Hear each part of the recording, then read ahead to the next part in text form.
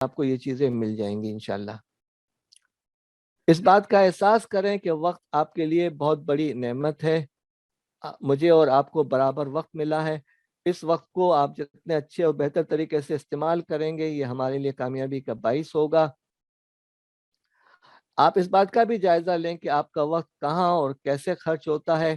1 ماہ تک آپ ریکارڈ رکھنے کی کوشش کریں، اس کے بھی چارٹ آپ کو دے دیے گئے ہیں، اور جائزہ لیں کہ مصارف وقت آپ کا کن کاموں میں استعمال ہو رہا ہے، مفید کاموں میں ہو رہا ہے یا ضائع ہو رہا ہے۔ اور جیسے آپ کاروبار کے معاملے میں کبھی بھی بزنس مین کی حیثیت سے لمبی مدت تک خسارہ میں نہیں چل سکتے، تو اس انداز سے آپ یہاں پر بھی کوشش کریں۔ دیکھیں یہ ہم نے چارٹ دیا ہے، اس کو آپ سمجھنے کی کوشش کریں اور فل کرنے کی کوشش کریں، ابھی نہیں بعد میں یہ دیکھیں کہ کیا ہے یہ چیز۔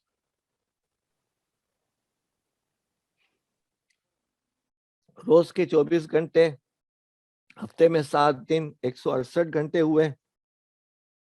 آپ نے نمازوں میں کتنا وقت لگایا، کمانے میں کتنا وقت، کھانے پینے میں، سونے میں، ریڈنگ میں، فیملی میں، بائنگ میں، سوشل میں، دعوت میں، تنظیم میں، جو چیزیں ہیں یہ آپ کے لیے فلیکسیبل لسٹ ہے۔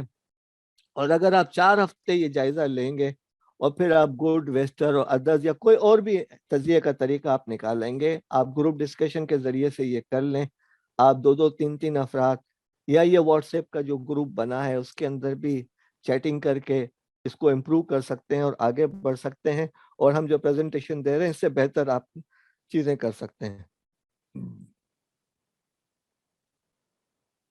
پھر اس کے بعد آپ جائزہ لیں کہ آپ کا وقت کہاں، کیوں اور کیسے ضائع ہوتا ہے، اور وہ تمام سرگرمیاں جو الیکٹرانک میڈیا، سوشل میڈیا اور دوسری چیزوں کی وجہ سے آپ کا وقت ضائع کر رہی ہیں، اس پر آپ کوشش کریں کہ یہ چیزیں نہ ہوں۔ تنظیم ذات کے حوالے سے اپنی صلاحیتوں اور خامیوں کا جائزہ لیں۔ ایک تالاب ہے، ایک طرف 2 افراد ہیں، ان دونوں کو دھکا دیا جاتا ہے، اس میں سے ایک شخص دوسری طرف پہنچ جاتا ہے اور ایک دوسرا فرد ڈوب جاتا ہے۔ جو شخص دوسری طرف پہنچ جاتا ہے وہ اس لیے کہ اس کو تیرنا آتا تھا۔ تنظیم ذات اور تنظیم وقت بھی ایک فن ہے جس کو آپ کو ایک صلاحیت و مہارت کے طور پہ سیکھنے کی ضرورت ہے، اور یہ فن چین میں اگائے جانے والے بانسوں کا ہے، چائنیز بیمبوس کہتے ہیں، کہ آپ جب اس کی پرورش کرتے ہیں تو 4 سال کے بعد وہ 1 فٹ باہر نظر آتا ہے، لیکن 5ویں سال وہ 80 فٹ بلند ہو جاتا ہے۔ تو پھر اس پر آپ کو انویسٹمنٹ کرنے کی ضرورت ہے۔ شروع میں آپ کو ریٹرن نظر نہیں آئیں گے لیکن بعد میں آئیں گے، اور امید ہے کہ یہ جو ہماری تربیہ اکیڈمی ہے وہ اسی کام کے لیے ہے کہ آپ ایک بارآور چیزیں، پھلدار چیزیں کی صورت میں چیزیں سامنے آئیں۔ اپنے اندرونی اور بیرونی مسائل کا جائزہ لیں کہ کیا کیا چیزیں آپ کے اندرونی ہیں، شخصی ہیں، ذاتی ہیں، نفسیاتی ہیں، اور کیا کیا چیزیں وہ ہیں جو آپ کے خارجی ہیں۔